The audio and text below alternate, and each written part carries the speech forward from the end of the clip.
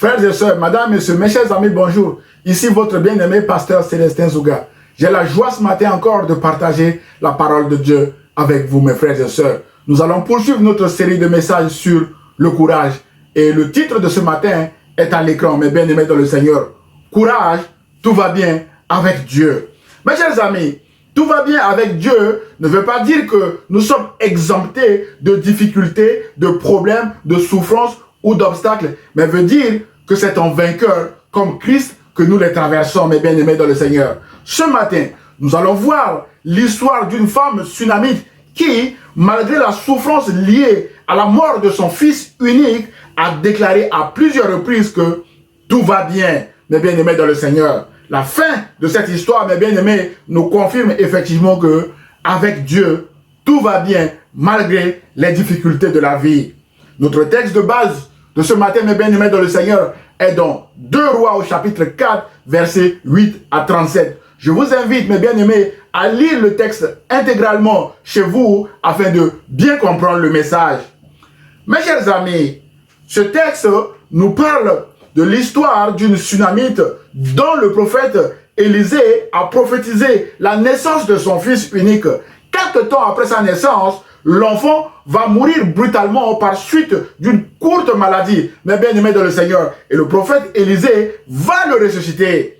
3 points, mes bien-aimés, seront abordés dans ce message selon le plan qui est à l'écran, mes bien-aimés dans le Seigneur. Le premier point sera Dieu récompense l'amour et l'hospitalité de la femme sunamite. Le deuxième point sera courage, tout va bien avec Dieu. Et le troisième et dernier point sera Élisée ressuscite le fils unique de la femme sunamite. Point numéro 1, Dieu récompense l'amour et l'hospitalité de la femme sunamite. Frères et sœurs, mes chers amis, les 4 personnages principaux de notre récit de ce matin sont Élisée et son serviteur Géasi, la femme sunamite et son fils unique, mes bien-aimés dans le Seigneur. Alors, première question, qui était Élisée? Frères et sœurs, mes chers amis, dans notre message du dimanche dernier, qui est encore en ligne, nous avons longuement présenté le prophète Élisée comme étant serviteur et successeur du prophète Élie, qu'il servira jusqu'à son enlèvement au ciel, d'après 2 Rois chapitre 2 versets 11 à 12. Élisée, mes bien-aimés, était un homme d'onction car il avait demandé à Élie la double portion de son esprit, mes bien-aimés dans le Seigneur, d'après 2 Rois chapitre 2 verset 9. Comme Élie, frères et sœurs, Élisée avait un grand ministère, aussi bien auprès des particuliers qu'auprès de la nation d'Israël tout entière, mes bien-aimés. C'est dans ce cadre qu'il avait croisé la femme sunamite qui fait l'objet, mes bien-aimés dans le Seigneur, de notre étude de ce matin. Alors, qui était Géasi? Mes chers amis, Géasi était le serviteur d'Élisée. C'était dans les mœurs pour les prophètes d'avoir des serviteurs. D'ailleurs, nous venons de souligner que le prophète Élisée lui-même était le serviteur du prophète Élie, mes bien-aimés dans le Seigneur. Et dans ce récit, Géasi, serviteur du prophète Élisée, mes bien-aimés dans le Seigneur, sert aussi d'intermédiaire entre Élisée et la femme sunamite, mes bien-aimés dans le Seigneur. Qui était cette femme sunamite aussi? Mais bien aimé dans le Seigneur, la Bible ne donne pas le nom de cette femme, mais précise que c'était une femme riche qui était originaire de Sunem, un petit village situé au nord-est d'Israël, mais bien aimé dans le Seigneur. D'après 2 Rois, chapitre 4, verset 8, frères et sœurs, cette femme déclare elle-même en 2 Rois, chapitre 4, verset 13, qu'elle vivait heureuse au milieu de son peuple. Mais hélas, dit Géasi, elle n'avait pas d'enfant et son mari était âgé. D'après 2 Rois, chapitre 4, verset 14. Et le fait, mes bien-aimés, que son mari soit âgé, mes bien-aimés dans le Seigneur, laisse sous-entendre que le couple était biologiquement loin d'espérer d'avoir un enfant, mes bien-aimés dans le Seigneur. La femme dira même au prophète Élisée, ne me donne surtout pas faux espoir que je pourrais avoir un enfant. D'après 2 Rois, chapitre 4, verset 16. Probablement, mes bien-aimés dans le Seigneur, le couple a dû essayer en vain d'avoir un enfant et donc le couple était stérile. Frères et sœurs, cette situation de stérilité avait 2 implications pour ce couple à l'époque. La première implication était que le couple devait endurer la honte, le déshonneur et la souffrance liées à leur stérilité, mes bien-aimés dans le Seigneur. En effet, la stérilité était vécue comme une honte à cette époque. Par exemple, lorsque Élisabeth, dans le Nouveau Testament, mes bien-aimés dans le Seigneur, la femme de Zacharie, était tombée enceinte après une longue période de stérilité, elle a déclaré en Luc 1,25 que le Seigneur a jeté maintenant un regard favorable sur moi et effacé ce qui faisait ma honte aux yeux de tous. Donc la stérilité, mes bien-aimés dans le Seigneur, était un sujet de honte aux yeux de tous, mes bien-aimés. Mes chers amis, la deuxième implication de cette situation de stérilité du couple était qu'en cas de décès, mes bien-aimés dans le Seigneur, le couple n'avait pas d'héritier. Le nom de son mari allait disparaître définitivement sur la terre et l'ensemble de leurs biens serait transmis à quelqu'un d'autre, mes bien-aimés dans le Seigneur. Nous soulignons que ce couple-là était riche. Frères et sœurs, le contraste dans ce récit est que cette femme n'était pas triste de sa stérilité. Elle vivait heureuse d'après 2 Rois, chapitre 4, verset 13. Elle était aussi très hospitalière en recevant régulièrement le prophète Élisée et son serviteur Géasi chez elle. Elle avait même construit chez elle, mes bien-aimés dans le Seigneur, une petite chambre sur le toit de sa maison afin d'y recevoir l'homme de Dieu Élisée. Autrement dit, mes bien-aimés, cette femme vivait la parole de Dieu en action, en dépit de sa stérilité. Mes bien-aimés dans le Seigneur, recevoir des serviteurs de Dieu par crainte de Dieu. Mes bien-aimés dans le Seigneur. C'est ainsi qu'un jour, alors que le prophète Élisée était encore de passage chez elle, Dieu va se souvenir de sa semence, mes bien-aimés dans le Seigneur, pour lui offrir l'offrande ou la récompense de son hospitalité envers le prophète Élisée et son serviteur Géasi. Mon frère, ma soeur, j'ose espérer que Dieu également va se souvenir de vous en vous donnant ce que votre cœur désire comme cette femme tsunamite. Alors, quel était, mes bien-aimés, le contexte de la rencontre entre Élisée et cette femme tsunamite, mes bien-aimés dans le Seigneur? Frères et sœurs, l'auteur de l'Épître aux Hébreux déclare en Hébreux chapitre 13, versets 1 à 2, « Persévérez dans l'amour fraternel, n'oubliez pas l'hospitalité, car en l'exerçant, quelques-uns ont logé des anges sans le savoir. » Mais bien aimés dans le Seigneur, cette parole est une réalité aussi bien pour cette femme tsunamique, mais bien aimés dans le Seigneur, que pour nous aujourd'hui. À force, mes bien-aimés, de recevoir régulièrement le prophète Élisée chez elle, dans le cadre de cet amour fraternel, mes bien-aimés dans le Seigneur, et de cette hospitalité, la Bible déclare en 2 Rois, chapitre 4, versets 11 à 13, mes bien-aimés dans le Seigneur, que je m'en vais vous donner lecture maintenant.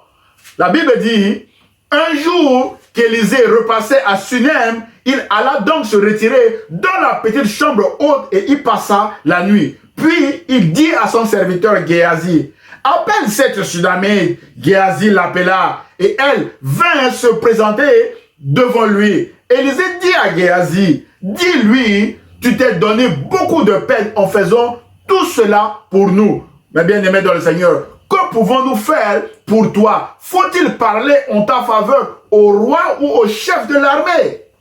Frères et sœurs, je voudrais ici attirer notre attention sur la déclaration du prophète Élisée qui reconnaît que cette femme tsunamite s'est donné beaucoup de peine en s'occupant, mes bien-aimés, de lui et de son serviteur Géasi. Alors, pour récompenser la femme, Dieu met dans le cœur de l'homme de Dieu Élisée de l'appeler et de lui poser la question traditionnelle qu'on pose souvent. Jésus a posé également cette question à Bartimée. Que pouvons-nous faire pour toi? Frères et sœurs, mes chers amis, le prophète Élisée insiste auprès de la femme avec une deuxième question encore. Faut-il parler en ta faveur au roi ou au chef de l'armée? Mes bien-aimés dans le Seigneur, le prophète Élisée voulait faire quelque chose en retour à cette femme, mes bien-aimés. La femme a répondu, non merci, je vis heureuse au milieu de mon peuple. Autrement dit, vous ne me devez rien du tout, serviteur du Dieu Tout-Puissant, car c'est par amour fraternel et par crainte de Dieu que je vous ai reçu chez moi et que je continue de vous recevoir chez moi. Après cette réponse, frères et sœurs, la femme s'était retirée pour laisser Élisée et son serviteur dans la chambre haute, si je peux appeler ça comme ça. Mes chers amis, c'est alors que le prophète Élisée va cette fois-ci demander à son serviteur Géasi, que pourrions-nous faire pour elle? Géasi répondit, hélas, elle n'a pas d'enfant et son mari est âgé. Élisée lui dit, appelle-la. Géasi obéit et elle vint se présenter sur le pas de la porte. Élisée lui dit, dis à la femme, l'an prochain, à la même époque, tu tiendras un fils dans tes bras. D'après 2 Rois, chapitre 4, versets 14 à 16. Waouh! Mes bien-aimés dans le Seigneur, la récompense est tombée. Mon frère, ma soeur, j'ouvre une parenthèse ici pour dire que c'est la même déclaration que Dieu avait faite à Sarah, mes bien-aimés dans le Seigneur, la femme d'Abraham. Alors qu'elle était stérile, l'Éternel lui a dit, l'an prochain, à la même époque, je ne manquerai pas de revenir chez toi et ta femme Sarah aura un fils. Mes bien-aimés dans le Seigneur, d'après Genèse chapitre 18, verset 9, Sarah avait ainsi donné naissance à Isaac après cette déclaration. Je ferme cette parenthèse. Mon frère et ma soeur, dans notre récit de ce matin, la Bible déclare en 2 Rois chapitre 4, verset 17 que cette femme tsunami devint effectivement enceinte et l'année suivante, à la même époque, elle donna naissance à un fils. Exactement comme Élisée le lui avait prédit. Bien-aimés dans le Seigneur, les paroles de Dieu s'accomplissent toujours en leur temps. Bien-aimés dans le Seigneur, soyons patients.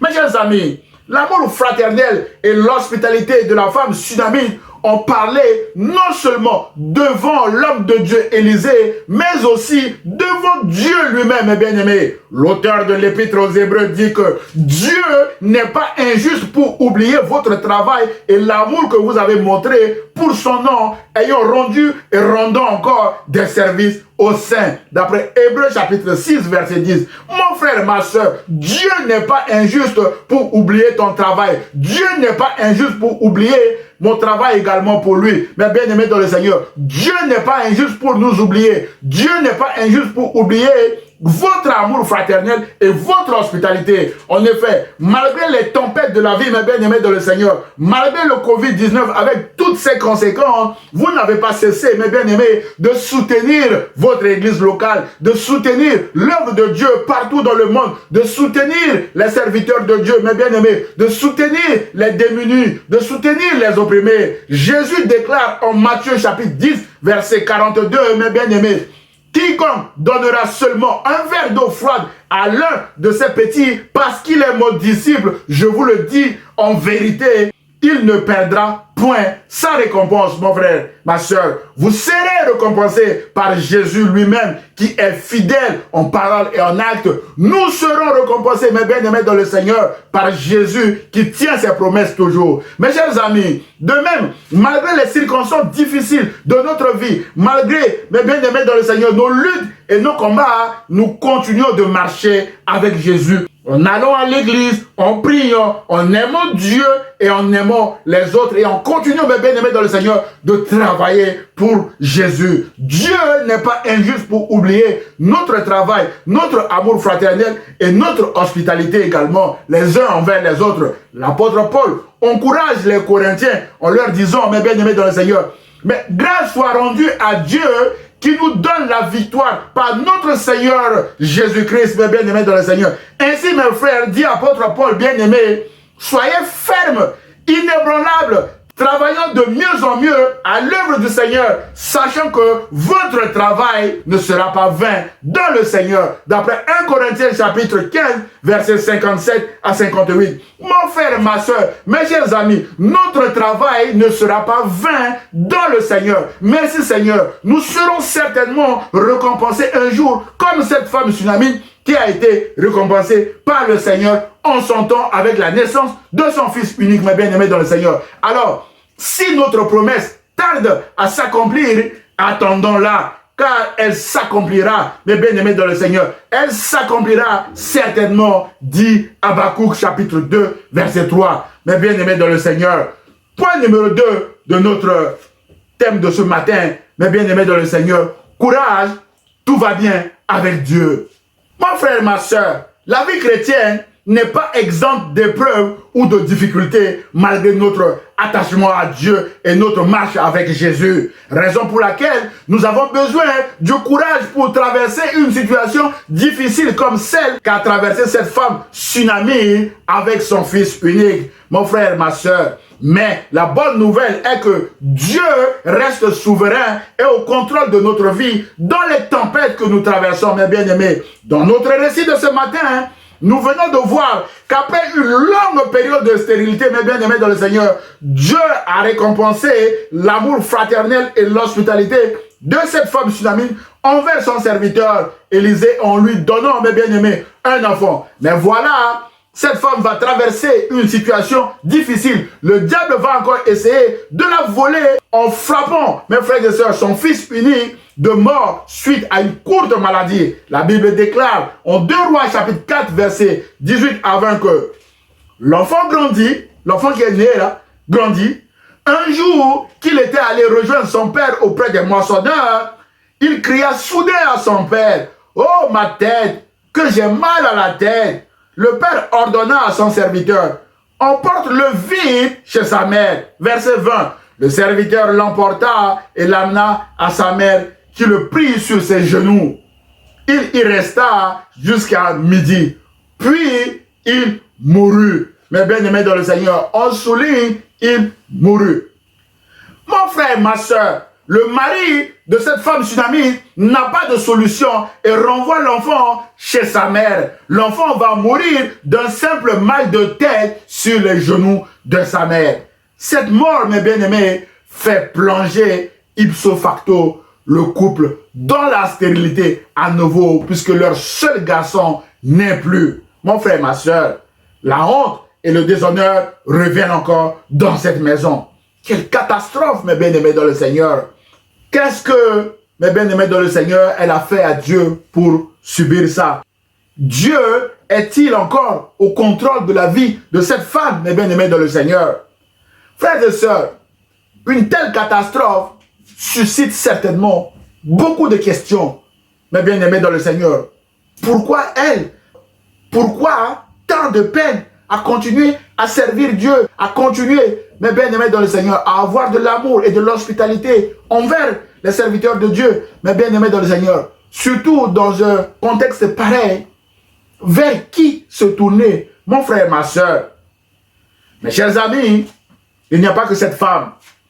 Lorsque l'ennemi vous vole votre mariage, vous pouvez vous poser ce genre de questions. Lorsque l'ennemi vous vole votre travail, que vous êtes au chômage, vous pouvez vous poser ces questions, mes bien-aimés dans le Seigneur. Lorsque l'ennemi vole votre santé et que vous êtes malade, vous pouvez vous poser ces questions. Lorsque vous avez perdu un proche, mes bien-aimés dans le Seigneur, vous pouvez vous poser ces questions. Et bien, face également aux diverses tempêtes de la vie, vous pouvez aussi vous poser ces questions. Mon frère, ma soeur, en réponse à cette question vers qui se tourner, la femme tsunamite s'est encore tournée vers Dieu, car elle sait que rien n'échappe au contrôle de Dieu. La Bible déclare au verset 21 que la femme monta dans la chambre du prophète, le coucha sur le lit de l'homme de Dieu, referma la porte sur lui et sortit. Puis elle appela son mari et lui dit, « Donne-moi, je te prie, l'un des jeunes serviteurs et une ânesse. Je vais vite aller chez l'homme de Dieu et je reviens aussitôt. Pourquoi veux-tu aller chez l'homme de Dieu ?» lui demanda son mari. « Ce n'est ni la nouvelle lune, ni un jour de sabbat. » Elle lui répondit, « Tout va bien, mes bien-aimés dans le Seigneur. » On souligne, tout va bien. D'après 2 Rois, chapitre 4, versets 21 à 23. Mon frère, ma soeur, la femme dit à son mari, « Tout va bien, je vais vite aller chez l'homme de Dieu. » Quel courage, mes bien-aimés dans le Seigneur. Son fils vient de mourir, elle dit, « Tout va bien. » Parce qu'elle sait où aller pour avoir la solution, mes bien-aimés dans le Seigneur. Elle ne va pas seulement vers le serviteur de Dieu, mais elle va vers Dieu lui-même, mes bien-aimés dans le Seigneur. Elle sait que la solution viendra de Dieu. Elle sait aussi par le passé que Dieu est fidèle en lui donnant cet enfant et que rien ne peut arracher l'enfant entre les mains de Dieu, car cet enfant est un don de Dieu, mes bien-aimés dans le Seigneur. Voilà pourquoi la femme ne cède pas à la panique et dit à son mari que tout va bien. Elle prend tout son courage, mes bien-aimés dans le Seigneur, pour aller vite vers le serviteur de Dieu, Élisée. Mon frère, ma soeur, la question principale de ce matin, pour vous et pour moi, vers qui allez-vous vous tourner pour avoir une solution lorsque rien ne va plus dans votre vie, lorsque rien ne va plus dans ma vie, où est-ce que je vais aller chercher une solution? Mais bien aimé dans le Seigneur, le psalmiste également répond à cette question en disant « Je lève les yeux vers les montagnes, d'où me viendra le secours ?» dit le psalmiste. Le secours me vient de l'Éternel qui a fait les cieux et la terre. Il ne permettra point que ton pied chancelle, celui qui te garde ne sommeillera point. D'après Somme, chapitre 121, versets 1 à 3. Mon frère, ma soeur, c'est ce que cette femme sunamite a fait. Mais bien aimé dans le Seigneur, levez les yeux vers le mont Carmel où habitait l'homme de Dieu, Élisée. Elle a parcouru, mes bien aimés, en toute vitesse, une trentaine de kilomètres environ entre son village, Sunem, et le mont Carmel pour enfin trouver l'homme de Dieu, mes bien-aimés dans le Seigneur. À son arrivée à Carmel, mes bien-aimés dans le Seigneur, à la question de Géasi, serviteur d'Élisée, tout va-t-il bien pour toi? Ton mari est-il en bonne santé? L'enfant va-t-il bien? Mes bien-aimés dans le Seigneur, la femme répondit à Géasi, tout va bien, d'après 2 Rois, chapitre 4, verset 26. Mon frère, ma soeur, courage, tout va toujours bien avec Dieu parce que Dieu est le spécialiste des situations sans issue, impossibles ou catastrophiques, mes bien-aimés dans le Seigneur. La Bible déclare que rien n'est impossible à Dieu. Voilà pourquoi cette femme tsunami continue de garder l'espoir en clamant de gauche à droite que tout va bien, même quand son fils est mort. Frères et sœurs, je vous encourage ce matin à prendre courage dans votre situation actuelle, comme cette femme tsunami, et à continuer de placer toute votre confiance en Dieu, mes bien-aimés dans le Seigneur, car Dieu est fidèle et ne vous abandonnera jamais. Jésus lui-même s'appelle fidèle, mes bien-aimés dans le Seigneur. La Bible dit que si nous sommes infidèles, Jésus reste fidèle, mes bien-aimés dans le Seigneur. Voyons maintenant, mes bien-aimés, la fidélité de Dieu dans la suite de ce récit, ce qui nous permet d'aborder le troisième et dernier point. Élisée ressuscite le fils unique de la femme tsunamite. Mon frère, ma soeur, mes chers amis, chaque chose a son temps. S'il y a un temps pour pleurer, il y a aussi, mes bien-aimés, un temps pour rire. La rencontre de la femme tsunamite avec le prophète Élisée va transformer, mes bien-aimés dans le Seigneur, son affliction en joie aussi, mes bien-aimés dans le Seigneur. La Bible déclare en 2 Rois, chapitre 4, versets 27 à 28, que la femme poursuivit sa marche jusqu'à l'homme de Dieu sur la montagne. Elle se jeta à ses pieds, mes bien-aimés dans le Seigneur. On souligne se jeta à ses pieds parce que, mes bien-aimés dans le Seigneur, le texte se terminera également par se jeta à ses pieds encore. Elle se jeta à ses pieds. Géasi s'approcha pour l'écarter, mais Élisée lui dit, laisse-la faire, elle est profondément affligée, mais l'Éternel ne me l'a pas fait savoir et il ne m'en a pas révélé la cause, mes bien-aimés. Alors la femme s'écria, est-ce que j'ai demandé un fils à mon Seigneur? Ne t'ai-je pas dit, ne me donne pas de faux espoirs? Où la femme est complètement plongée dans l'affliction. Mais bien aimé dans le Seigneur, depuis le début, elle se disait qu'elle allait être dans un faux espoir, mais bien aimé dans le Seigneur. Et là, maintenant, ça s'est concrétisé. La femme vient de dire au prophète Élisée son ressenti réel, mais bien aimé dans le Seigneur. Frères et sœurs, je voudrais ici apporter 2 précisions. Premièrement, Dieu ne donne jamais de faux espoirs à quelqu'un. La fin de cette histoire, bien aimé dans le Seigneur, va nous le confirmer. L'enfant sera ressuscité. Deuxièmement, Dieu reste souverain et au contrôle des différents moments de notre vie, mes bien-aimés dans le Seigneur. C'est pourquoi le prophète Élisée voit que la femme est affligée et affirme que Dieu ne lui a pas révélé la cause de cette affliction, mes bien-aimés dans le Seigneur. Ici, Dieu n'a pas dit de quoi s'agit-il au prophète Élisée. Dieu reste souverain, mes bien-aimés dans le Seigneur. Autrement dit, Dieu seul connaît la cause et gère la situation de cette femme depuis son trône de grâce. Mon frère, ma soeur, si vous êtes affligé également ce matin, rassurez-vous que Dieu non seulement connaît la cause, mais aussi est en train d'envoyer vers vous un homme ou une femme, mes bien-aimés dans le Seigneur, pour vous aider à sortir de votre situation. Alors, placez toute votre confiance en Dieu, mes bien-aimés dans le Seigneur. Mes chers amis, dans notre récit ici, pour assister la femme dans son affliction, le prophète Élisée demande à son serviteur Géasi d'aller avec cette femme et de poser son bâton sur le visage du jeune garçon. D'après 2 Rois chapitre 4 verset 29. Mais la mère de l'enfant s'écria, aussi vrai que l'Éternel est vivant et que tu es toi-même en vie, je ne partirai pas sans toi. Alors Élisée se leva et se mit en route avec elle, mes bien-aimés dans le Seigneur. La femme ne veut pas aller toute seule avec Géasi, mais veut obligatoirement la présence du prophète Élisée à ses côtés.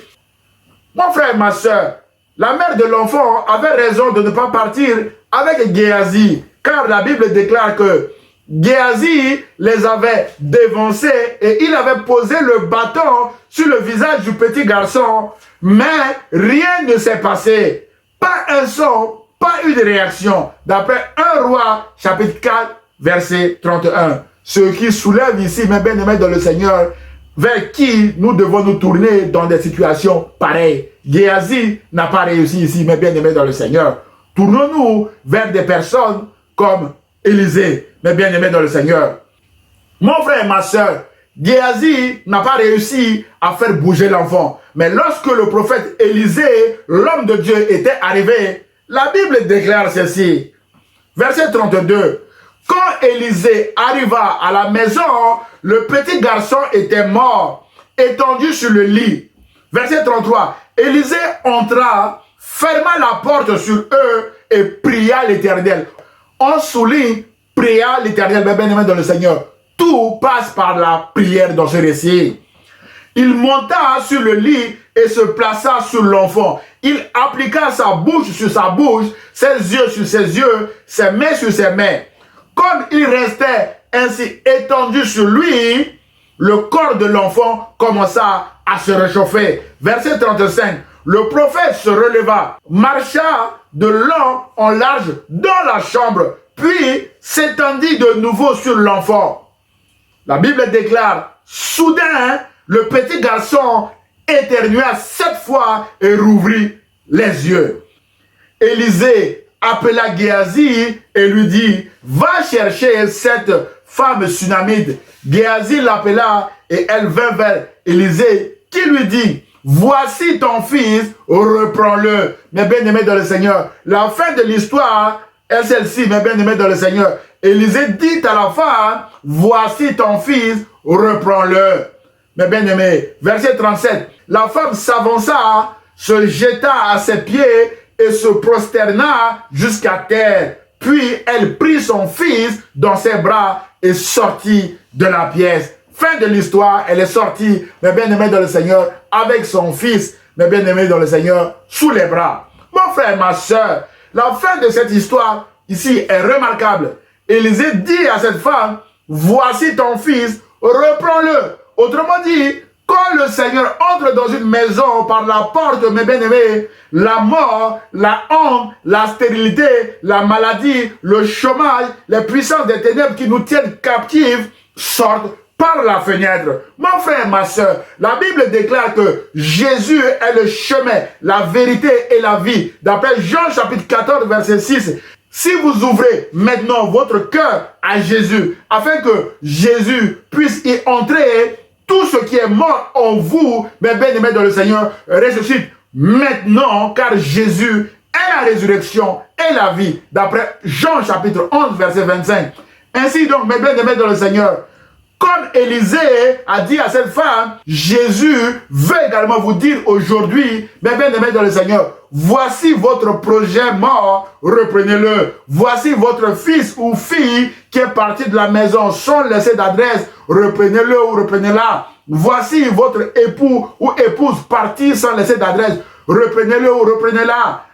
Voici tout ce que vous avez perdu. Reprenez-le. Voici votre nouveau chemin. Marchez-y. Mes bien-aimés dans le Seigneur. Frères et sœurs, la Bible déclare que Dieu a le pouvoir de vous combler de toutes sortes de bienfaits. Ainsi, mes bien-aimés, vous aurez en tout temps et en toutes choses tout ce dont vous avez besoin. Et il vous en restera encore du superflu pour toutes sortes d'œuvres bonnes. Mes bien-aimés dans le Seigneur, d'après 2 Corinthiens chapitre 9, verset 8.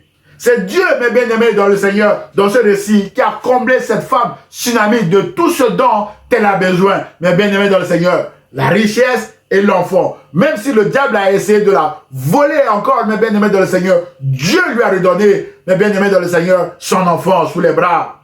De la même manière, mes bien-aimés dans le Seigneur, Dieu vous comblera. Dieu me comblera aussi, mes bien-aimés dans le Seigneur.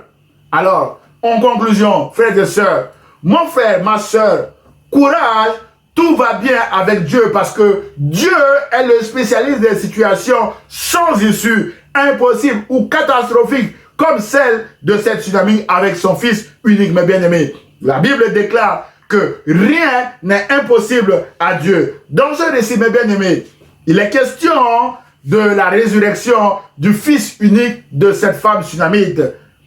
Frères et sœurs, madame, messieurs, mes chers amis, les résurrections sont de très bonnes nouvelles, mais elles sont toujours temporaires, mes bien-aimés dans le Seigneur.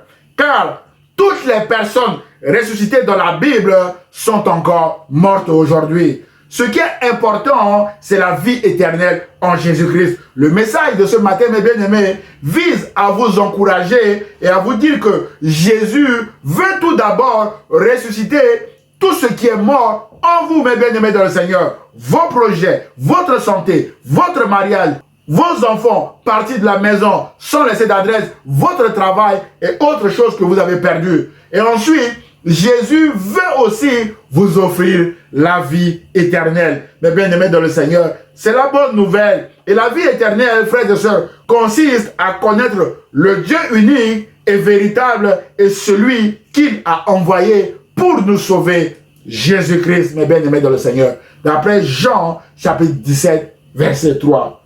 Mon frère, ma sœur, la toute dernière question est celle-ci. Connaissez-vous Jésus? C'est dans votre intérêt, mes bien-aimés, de connaître Jésus. Car avec Jésus, tout va bien malgré les tempêtes de la vie. Mes bien-aimés dans le Seigneur. Que Dieu vous bénisse. Prions le Seigneur.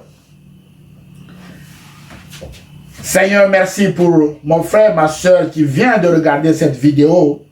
Je prie que tu combles mon frère ou ma soeur de toutes sortes de bénédictions en ressuscitant tout ce qui est mort dans la vie de mon frère ou dans la vie de ma soeur. Seigneur, je prie que tu interviennes puissamment dans la vie de mon frère, dans la vie de ma soeur, à tel point que mon frère ou ma soeur va proclamer également lui-même ou elle-même que tout va bien avec Dieu. Et je prie au nom de Jésus de Nazareth. Amen. Frères et sœurs, mes chers amis, si vous avez aimé le message, merci de le liker et de le partager à vos proches. Vous pouvez également m'envoyer un mail d'encouragement, vos sujets de prière, voire même des questions ou remarques sur le message à celestinzouga@gmail.com. J'aurai le plaisir de vous répondre. À dimanche prochain, à 10 h sur ma page Facebook ou sur ma chaîne YouTube, Pasteur Célestin Zouga. Et ce, si Dieu le veut. À très bientôt. Au revoir.